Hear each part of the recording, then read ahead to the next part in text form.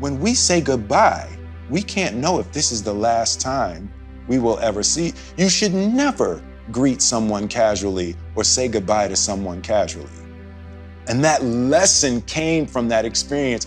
Every moment was so rich. Every time we saw each other and every time we said goodbye, we made sure it was a good, thorough, full goodbye. That's how you're supposed to live every day anyway. Every time you leave your house could be the last time. You're supposed to be in the richness of your hellos and goodbyes and thank yous. That kind of presence and that kind of attention and that kind of recognition that tomorrow's not promised. So I learned that lesson with my father. When he passed, anybody who hasn't spoken to their parents or their brother or their cousin that they had a thing with or their ex and they don't talk anymore, call them right now. Don't think you're gonna have a chance to call them tomorrow or next week. And it's like that opportunity with my father changed every relationship in my life. I've cleaned all of the relationships in my life to no regret. I do not want someone to be gone and I wish I had and wish I could have. I'm not doing that in my life. And, sometimes we get stuck in these situations where we're seeking the approval of someone for our self-esteem. Yes. Self-esteem is about yourself, right? Absolutely. But we start looking to other people for our self-esteem, and sometimes we find ourselves looking in broken mirrors to get a reflection of ourselves. And the greatest tragedy is when you look into a broken mirror to see if you're pretty, and you're gonna let that person tell you about your inner qualities. And the greatest tragedy is when you look in a broken mirror and you're gonna change your face to try to look good in a broken mirror. You don't try to build a wall. You don't set out to build a wall. You don't say, I'm gonna build the biggest, baddest, greatest wall that's ever been built.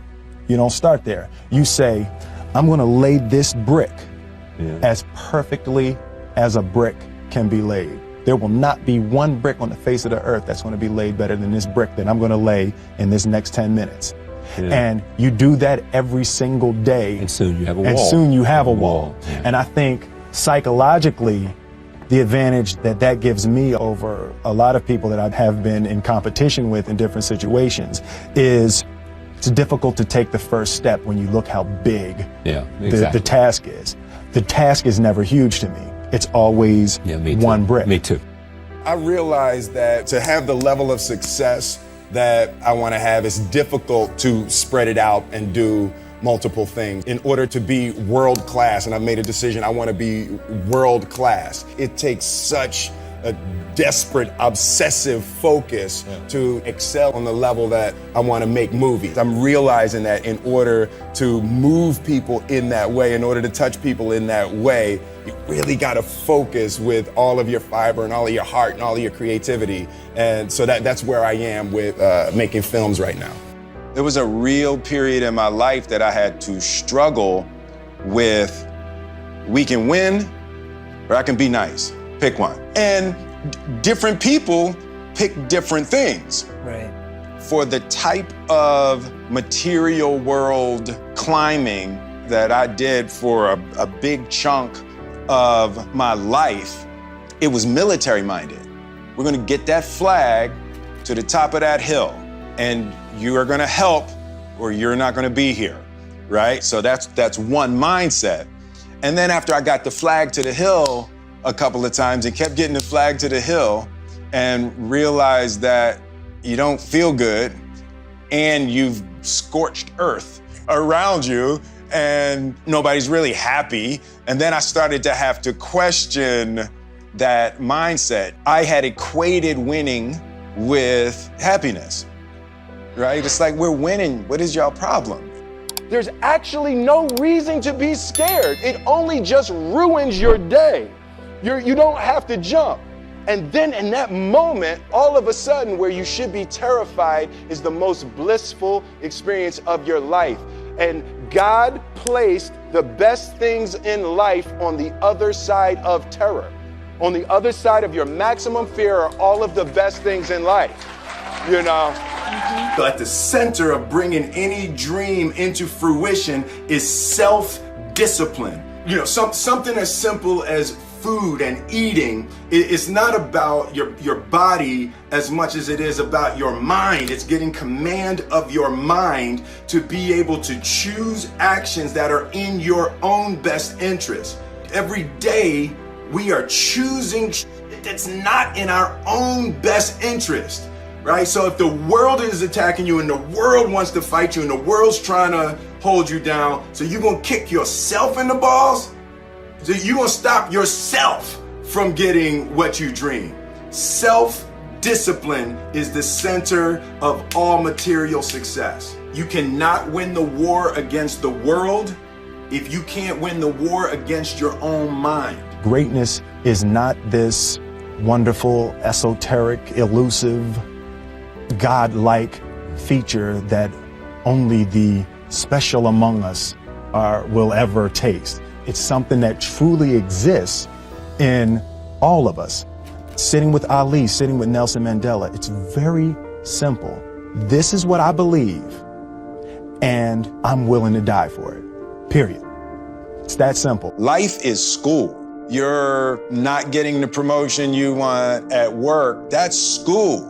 Figure it out. Someone in your family is sick. That's school. Life is the greatest teacher there is. You just have to be willing to learn and recognizing that your pain and your suffering is the thing that the universe is poking at, so you recognize that's where you're ignorant. You wouldn't be having those struggles in those areas if you had a deep, broad comprehension of the fundamental realities of those situations. I've been a really firm believer that first and foremost, you gotta believe. And when you believe, and if you believe, and the level of your belief will determine your ability to bend the universe. If you don't believe, nobody's gonna believe. What I discovered is how cancerous fear can be in experiencing a life. Like, you can't be happy if you're scared. So I'm really confronting all the things that I've ever been scared of, and I'm just finding this really exuberant freedom in life. Happiness is peace, it's not pleasure. And everybody thinks happiness is trying to get as much pleasure as you can get. There is nothing more agitating to your mind than extreme pleasure. It's like peace. And it's like you just come into that beautiful state of needlessness where you realize you really don't need nothing. Failure is a massive part of being able to be successful. You have to get comfortable with failure. You have to actually seek failure. Failure is where all of the lessons are. You know, when you go to the gym and you work out, you're actually seeking failure. You want to take your muscles to the point where you get to failure, because that's where the adaptation is. That's where growth is. Successful people fail a lot. They fail a whole lot more than they succeed, but they extract the lessons from the failure, and they use that energy and they use the wisdom to come around to the next phase of success. You gotta take a shot. You have to live at the edge of your capabilities. You gotta live where you're almost certain you're gonna fail. That's the reason for practice. Practice is controlled failure. You're getting to your limit, getting to your limit, getting to your limit. You can't lift that. You can't do that. Until you get to the point that all of a sudden your body makes the adjustment, and then you can do it. Failure actually helps you to recognize the areas where you need to evolve. So fail early, fail often, fail forward. As a child, my parents always told me you could be whatever you want to be. You could do whatever you want to do. And you know, that office, that position, the highest office on the face of the earth, it was something I heard my parents saying it, but I didn't totally believe it. Yet I went out in the world and I carried myself and I held my head high and I stood there and I looked people in their eyes and I talked to people as if I was deserving of everything that this planet has to offer. So I really want to say to children out there and to people who are watching, Confucius said one time, he who says he can and he who says he can't are both usually right. And I want you to keep in your heart, just know that you can. Know that you can.